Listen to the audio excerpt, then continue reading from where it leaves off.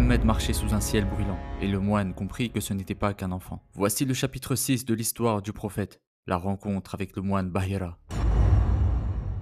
Mohammed grandissait sous la protection de son oncle, Abu Talib, un foyer simple, sans richesse, mais rempli d'amour et de respect. Il était discret, observateur, toujours juste. À la Mecque, les gens l'appréciaient déjà. Ils voyaient en lui un jeune homme honnête, digne et réfléchi.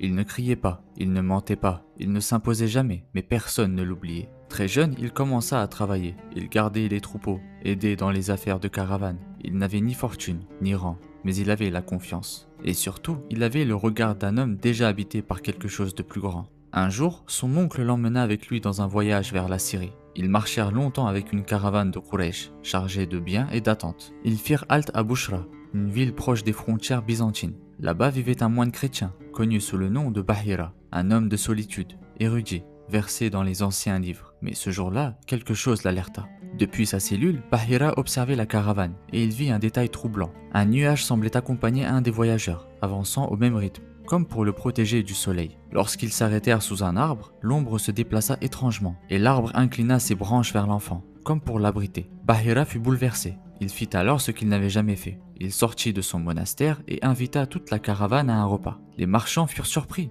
Jamais cet homme ne leur avait adressé la parole, mais ils acceptèrent. Autour du repas, Bahira scrutait les visages, mais il ne voyait pas celui qu'il cherchait. Alors il demanda « Y a-t-il encore quelqu'un que vous n'avez pas amené ?» Ils répondirent « Juste un jeune garçon. Il garde les bagages sous l'arbre. » Bahira insista « Faites-le venir. » Quand Mohammed entra, le moine le fixa longuement. Son regard s'adoucit. Il posa des questions simples. Puis discrètement, il observa entre ses épaules. Et ce qu'il vit le bouleversa.